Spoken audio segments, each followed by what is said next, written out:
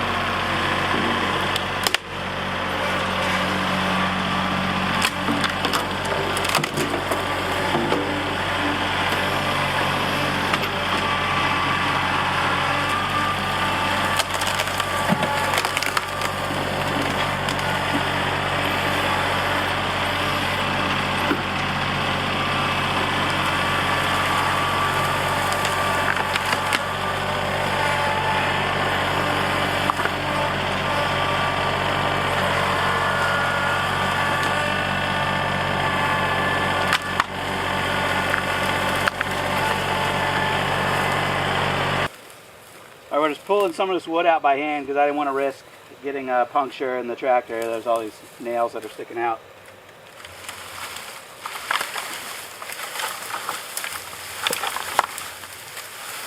Oh, that's a long piece right there.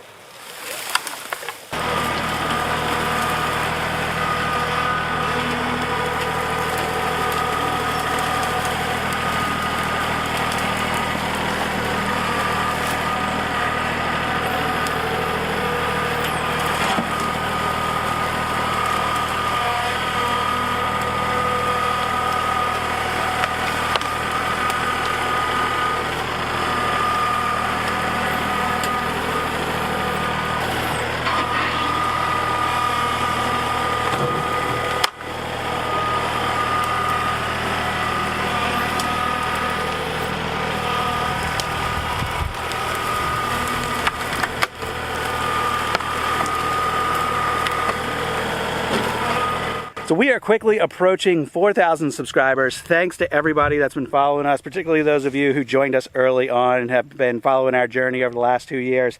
Yes, it's been 2 years already, and our last video was a kind of our 2-year anniversary video to share some of the big changes that have happened out on the property here and share some of our thoughts and feelings about the last 2 years here on the property. So thanks again to everybody.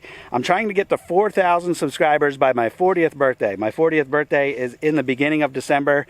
I'm not going to tell you exactly when that is because it's not important, but we are about 300 subscribers away. So if you're watching us for the first time or if you haven't subscribed yet, go ahead and hit that subscribe button. I'm trying to meet that goal, 4,000 by my 40th birthday. We've got about a month to go, a little less than a month to go if I'm honest.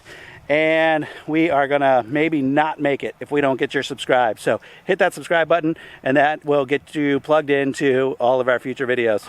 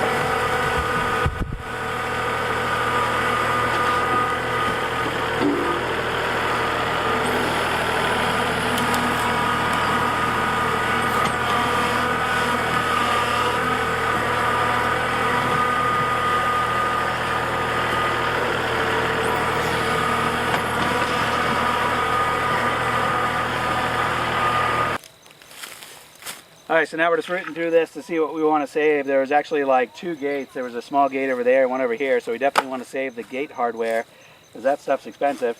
And there's a few good fence boards and 4x4s in here that we'll pull aside.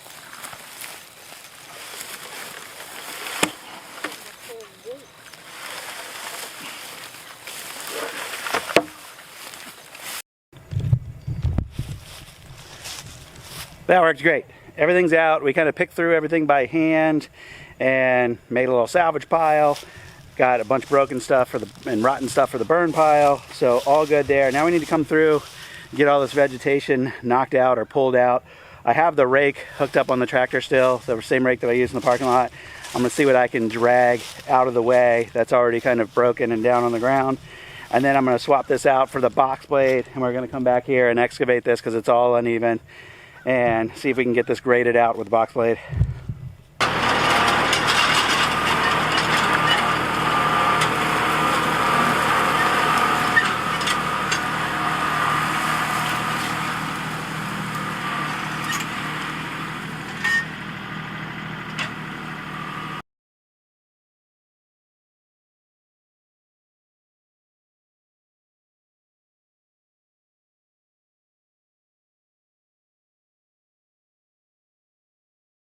We took a little break for lunch, back to work over here. Change of plans. One, the blue tractor is dead, the battery's dead. I don't feel like messing with it, even though, yeah, jumping it's not that big a deal. I just don't feel like messing with it. So I got the box blade on the orange tractor. Notice the hood of the orange tractor is up. That's because we broke something. Apparently, when we were pushing all the fencing, something got up underneath. I noticed that the trim panel, this little trim panel here that usually sits, you know, right down here somewhere, usually sits right down in here, was kind of lifted and bent out of the way. I also noticed, this is actually what really caught my attention, that whole tire was all wet, and I thought, well, that's weird. The dew's been dry for hours. Why is that tire all wet? So at first I thought it was oil, but I was able to identify, if we look right down here,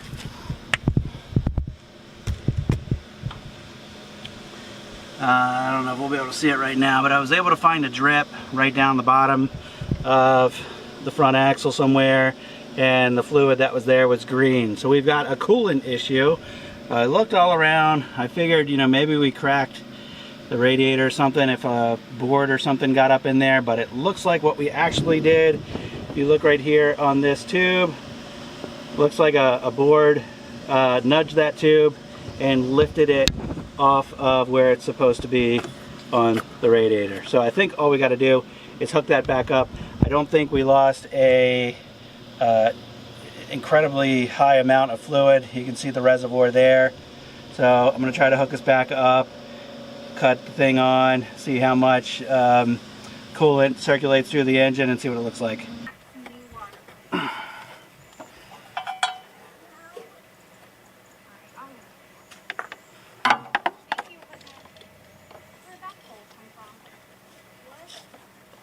We'll fire it up now, it's back together, and make sure it's not still leaking, and make sure we got enough coolant in there to run this thing.